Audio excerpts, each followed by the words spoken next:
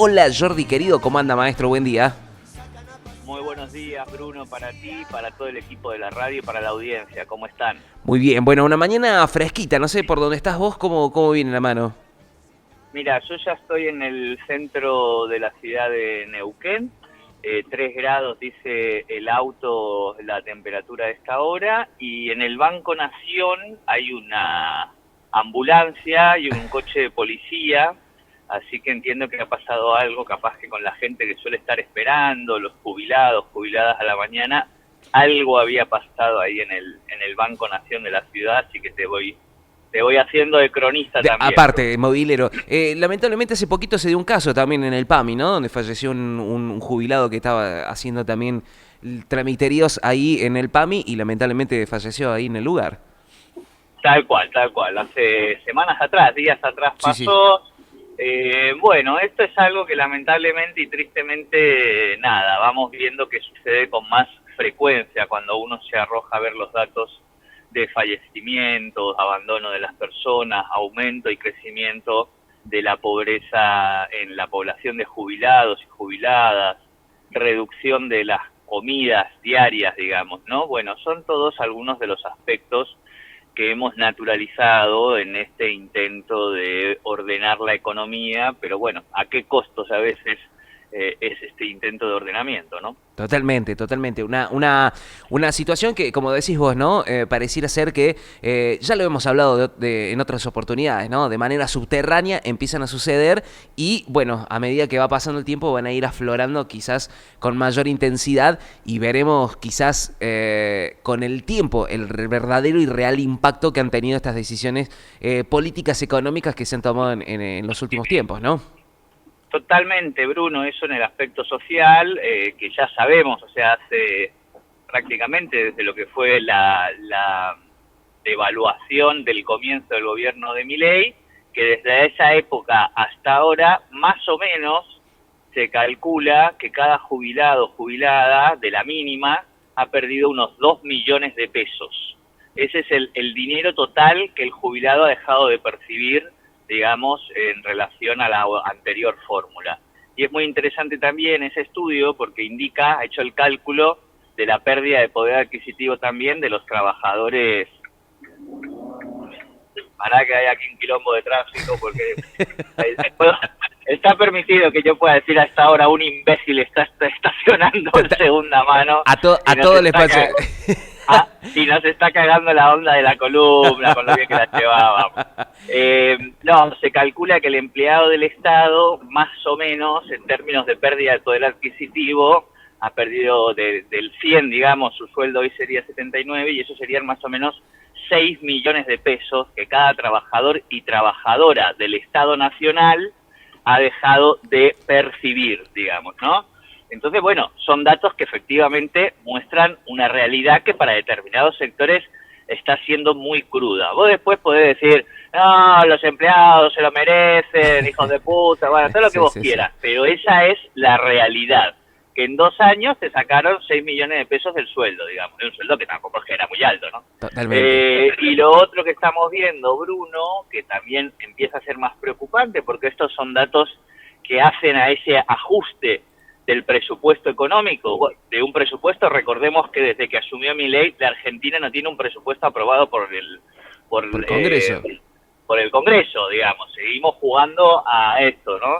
Entonces, lo que sí que empieza a ser preocupante es que cada vez más hay empresas que piden concursos de acreedores, que están en concurso preventivo, digo, estamos viendo hasta petroleras que están insertadas, petroleras pequeñas, aquí en el tejido de Vaca Muerta, también han tenido que ir a concursos de acreedores, lo hemos visto en las empresas del rubro del campo, entonces estamos hablando que incluso los sectores hoy más dinámicos de nuestra economía, el campo y la energía, Vaca Muerta, también hay empresas que les está costando terminar de acomodar los números, mantener los costos, porque los costos en dólares son muy altos, por más que los salarios, obviamente no estamos hablando del trabajador petrolero, pero por más que los salarios hayan perdido tanto poder adquisitivo, es cierto que han subido en dólares, ¿viste? Totalmente. Entonces, eso para el empresario que tiene que competir hoy con productos importados que vienen de todos lados y que además no tienen que pagar el anclaje de los impuestos. Ayer lo veía al dueño de Manaos, que decía que de una botella de 1.000 pesos a él se le van 54 se le van más o menos 540 pesos en impuestos. Claro. Y ayer lo escuchaba la conferencia de Rolando Figueroa y Mariano Gairo a propósito de este pacto por la neuquinidad, que ahora nos vamos a adentrar un poquito más, si bien el tema excluyente de hoy me parece que es obviamente la situación de la expresidenta. Planteaba que de cada compra que nosotros hacemos de 100.000 pesos, más o menos 25.000 se van en impuestos nacionales y solo 6.500 se van en impuestos provinciales y municipales. Es decir, el gobierno no le ha sacado esa baja de impuestos, vamos a sacar el Estado, todo eso no ha sucedido, digamos. Entonces, claro, está jugando con un nivel de precios, de ganancia de las empresas y demás, con un margen muy, muy pequeño. Esa es un poco el cuadro de situación, por más que, por supuesto, veamos el dólar relativamente calmo. Recordemos que desde este año, solamente este año, además de lo que es el préstamo del FMI, el gobierno se ha endeudado aproximadamente en 10.000 millones de dólares más, con lo cual estamos hablando que para mantener el dólar barato, este modelo necesita que ingresen más o menos unos 30.000, 40.000 millones de dólares año a año. Bueno, ese es un desafío, digo, ¿no? Realmente. Es como tener una, no sé, un auto, un V6 modelo 80, ¿viste? O sea, te subís y empieza a consumir y a consumir y a consumir y a consumir y a consumir y a consumir. Vos escuchás el ruido del motor y es bárbaro, digo, ¿no? La gente en Miami dice, madre mía, qué cantidad de... Se han vuelto y lo ven. De Boca, de gente de River, mirá qué cantidad de argentinos, lo bien que debe estar el país. No, es que esa gente se está gastando los dólares de vaca muerta ya. Claro. Ya ni siquiera la balanza de turismo da positiva con respecto a la ganancia que genera el margen de crecimiento que genera la balanza comercial en vaca muerta. Con lo cual es un modelo económico que va caminando, va empezando, pero que claramente se ven los límites. Y eso también tiene que ver con la dificultad. Completamente. En aproximadamente 300 puntos y... Jordi, se te va cortando la señal. Perdón que te interrumpa, Jordi. Se te va entrecortando la señal, ¿eh? Ah, perdón, ahí se me escucha mejor. Ahí se te escucha llegando al trabajo. Ahí va, ahí se te escucha mejor. Es que estaba con la subidita esa y, bueno, parece que se había equivocado. Pero bueno, nada, Bruno, te estaba tirando un poco de los datos de la economía actual, que mientras, por supuesto, ha estado todo eclipsado en la última semana, a partir de la situación de la expresidenta, hoy ya está con prisión domiciliaria en su hogar.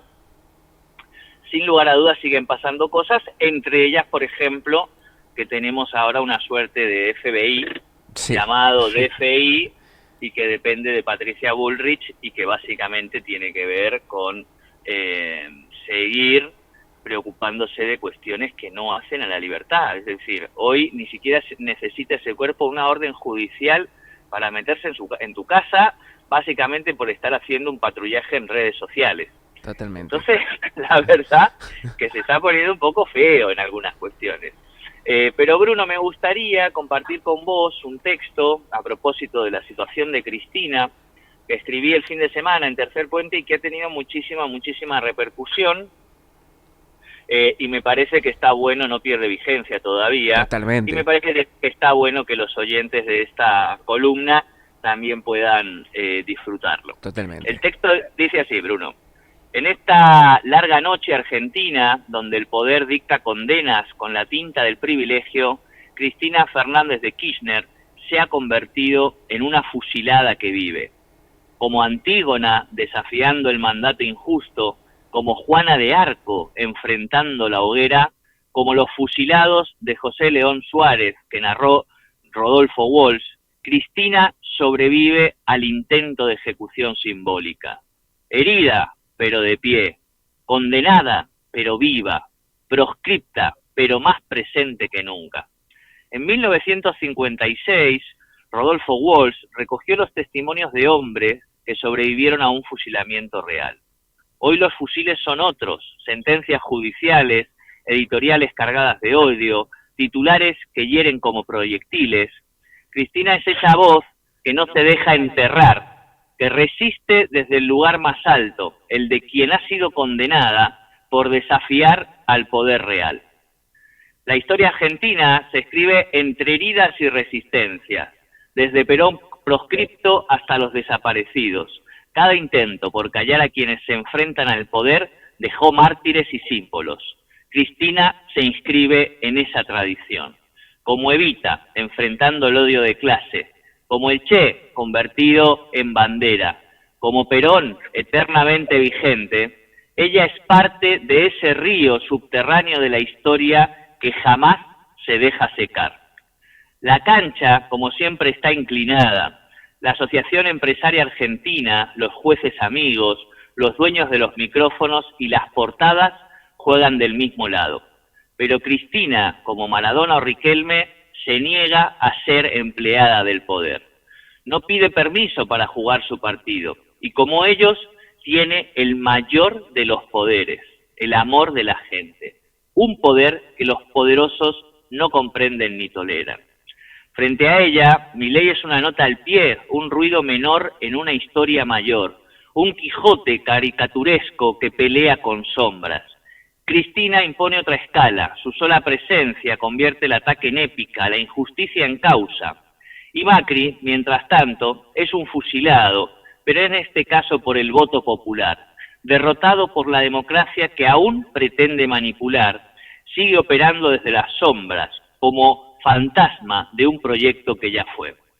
La condena, que pretendía silenciarla, no hizo más que convertirla en símbolo, desafiando al poder mundial, cruzando cordilleras, soñando con una patria justa. Cristina ya no es solo una líder, es una referencia inevitable, una mujer que tras la sentencia multiplicó su presencia en cada plaza, en cada voz y en cada balcón. Por eso arden los medios hegemónicos, porque esperaban verla vencida, pero la ven radiante, rodeada de multitudes, sonriendo desde el balcón. Porque una fusilada que vive no se esconde, se multiplica. La marcha de hoy hacia Plaza de Mayo será más que una protesta, será la confirmación de que la historia no termina donde quieren los poderosos y que empieza donde el pueblo decide. Y mientras Cristina resiste en el sur, en Gaza yacen miles de fusilados que no viven, muertos bajo el fuego de un genocidio que el mundo aún se niega a condenar. No tendrán juicio ni condena, no serán convertidos en símbolos, son ausencias definitivas. Frente a ellos, la voz de Cristina, la fusilada que vive, también es un testimonio, también es un grito, también es memoria. Cristina Fernández de Kirchner ya no solo es una figura política, es un capítulo de nuestra literatura viva, es un fragmento de Walsh, una estrofa de Benedetti, una página de Galeano, una escena de García Márquez. Es la mujer que tras ser condenada eligió no esconderse, que convirtió la proscripción en plataforma y que eligió vivir. Y quizás, dentro de muchos años, alguien recuerde que hubo una mujer que salía al balcón de su casa a saludar cada día y cada noche a las multitudes que la esperaban abajo, como si cada gesto, cada mano en alto, tejiera el lazo invisible entre una líder y su pueblo, porque una fusilada que vive ya no puede hacer otra cosa, salir a su balcón mientras el amor la sostiene. Si el poder quiso rejas, la historia eligió balcones y desde allí ella sigue viva. Un texto Bueno, que marca, me parece que lograste a través de las palabras poder sintetizar un poco esto que sucede con Cristina y una figura que para mí, ¿no? Me parece que el poder quiso proscribir o quiso quitar del medio del tablero político y no hizo más que reforzar su imagen, ¿no? exactamente. Si bien es un texto, por supuesto, muy literario, es una figura que me parecía maravillosa, así que dije, bueno, o sea, Cristina es una figura ya de literatura, es una Ana Karenina, digamos, es una Madame Bovary, es un personaje que realmente condensa en sí. Y eso es algo que tienen nuestros grandes héroes, digamos, ¿no? Y no tiene que ver solamente, Bruno, con la capacidad de construir personas singulares que tiene este territorio, sino con la necesidad que tiene el pueblo en este territorio de hacer que sus personas, en muchos casos, terminen siendo singulares para ellas, ¿no? Porque si no, no se entiende, digamos, de tipos mitológicos como hay en este país, no los hay en ningún lado del mundo, digo, ¿no? Tipos y tipas, por supuesto. Sí, sí, sí. Pero me parece muy interesante porque efectivamente ayer finalmente se ratificó esta condena, básicamente, y sirve también para darse cuenta de cómo el Poder Judicial va haciendo las cosas según lo que le va pidiendo el poder económico y mediático, digamos, ¿no? Todos querían verla ahí, que iba a Comodoro Pi, que la iban a encerrar, y de repente se empezó a construir una movilización popular que los ha hecho retroceder. Y en ese sentido, han retrocedido, ayer lo confirmaban anoche algunos periodistas, porque ya estaba confirmado que Cristina iba a encabezar esa marcha. Cristina iba a estar delante caminando, imagínate quizá con 200.000, 300.000 personas por toda la ciudad. Bueno, esa es una imagen que el poder no quería regalarle porque definitivamente era entronizarla, digamos, en el día de hoy.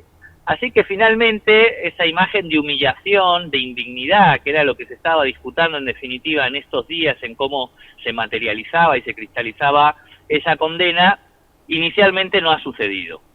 Sí es cierto que lo de la tobillera electrónica está también todavía en debate, falta un informe que tienen que hacer las personas que forman parte de esa comisión cuando se la vayan a llevar y demás, y que por supuesto hoy va a haber una movilización popular.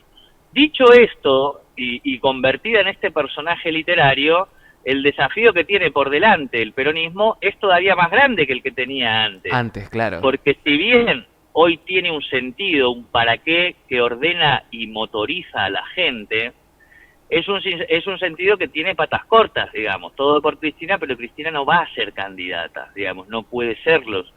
Ha quedado impedida de la potencia electoral, que por supuesto era una de sus principales características. Correcto. Y también, al mismo tiempo, esto lo que quiere decir es que si Cristina se ha convertido en símbolo, es un símbolo que igual permanece vivo, que además de ser bandera sigue estando presente. Y esos símbolos seguramente van a ser difíciles de... vamos a ver cómo los ordena, pero es un símbolo que no es sencillo de acomodar en una vitrina, porque todavía late. Pero al mismo tiempo tampoco puede presentarse a elecciones. Entonces ¿qué hacemos con este símbolo, no? Debe preguntarse un poco un peronismo que hoy lo que tiene es que está más movilizado. Sí. Pero sin lugar a dudas hay una llamita que se prende con estos hechos. Una de las cosas más interesantes me parece es que se ha visto mucha juventud, no estamos hablando de hordas de jóvenes, millones, no, pero hay una juventud que se está poniendo y que se está curtiendo y está empezando a militar al calor de este modelo. Bueno, seguramente hasta que eso se consolide en una militancia, en empuje, van a pasar un tiempo, pero sin lugar a dudas que ya se está en este momento construyendo una generación de políticos que efectivamente van a poder renovar el peronismo en una parte. Seguramente faltan muchos años, Bruno, para que esto se consolide y se logre. Habrá que ver después las dinámicas como son, si el gobierno no se queda sin dólares después de la elección, y finalmente habrá que ver el grado de complejidad económica y si tiene que devaluar y si ahí se le agarra un poquito más de inflación en una situación donde el país sigue siendo el país con más inflación en dólares a nivel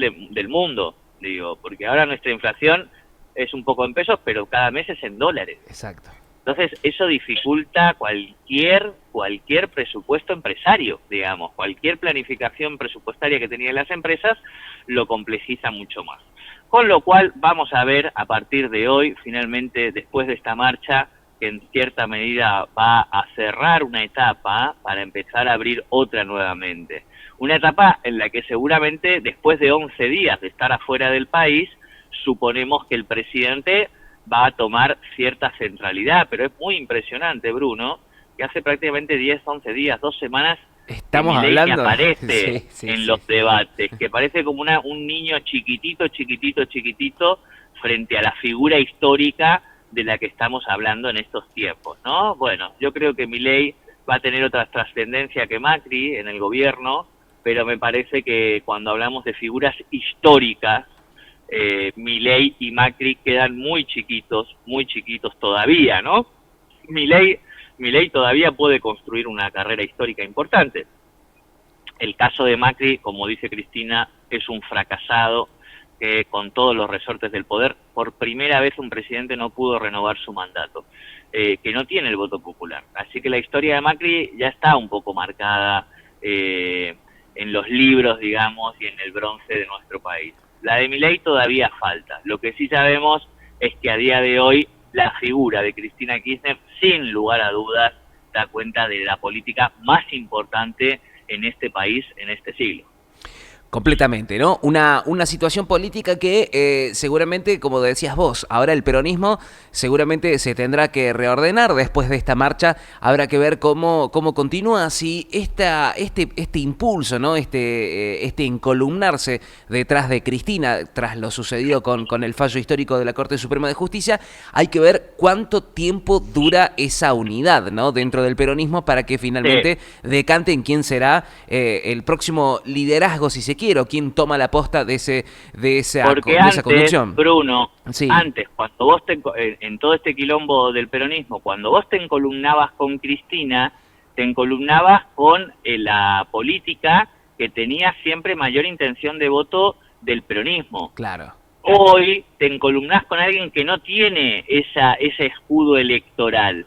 Entonces, por eso está la complicación, y por eso, por más que ahora todo el mundo diga, no, Cristina conduce. No, está muy bien. Lo que pasa es que le han cortado las piernas, vamos a decirlo así, que era su potencia electoral. Entonces, ahí es donde vamos a ver rápidamente, y por sobre todas las cosas, un peronismo que tiene que encontrar un lugar que le permita que la potencia y la figura histórica de Cristina sea un andanivel que empuja, digamos, ¿no?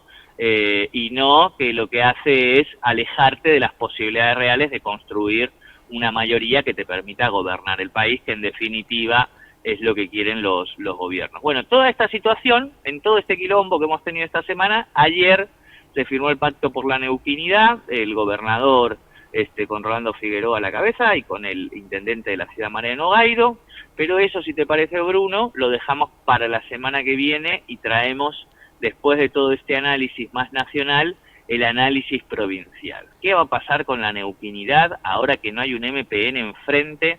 Correcto. Y claro, porque una cosa es ser la neuquinidad cuando tenías al MPN enfrente, pero ahora que no lo tenés, ¿qué es la neuquinidad? Bueno, les dejo esa pregunta en el aire para tratar de responderla la semana que viene. Y que esto también se empieza a entrelazar muy de a poquito, pero se va a empezar a entrelazar también con lo que suceda acá en la ciudad de Plotier, así que seguramente a medida que vayan pasando los días y esta neuquinidad empiece a tomar más forma, evidentemente también nosotros tendremos más información, más noticias, más concreciones de lo que suceda también aquí en la República de Plotier. Jordi, querido, como siempre, el agradecimiento por estos minutos y por este análisis que hacemos de lo que va sucediendo en el país, en un momento súper convulso, ¿no?, para la política argentina, pero que también empieza a marcar un nuevo capítulo de la historia política argentina. Totalmente, Bruno, y déjame agradecerle, porque estuve la semana pasada en la República de Plotier, en el Consejo Deliberante, en la sesión, formando parte, así que déjame agradecerle a las autoridades del Consejo Deliberante, a la presidenta Malena Reza, al conjunto de los concejales que me recibieron allí con una actividad que habíamos hecho en la semana vinculado a el ambiente, así que bueno, muy agradecido también de que pudiera tener ese ratito allí en la representación y en la Casa del Pueblo de la ciudad de Plotier. Abrazo grande, Brunito. Abrazo muy grande, buena jornada para vos. Estuvimos conversando con Jordi Aguiar, haciendo esta vuelta de rosca.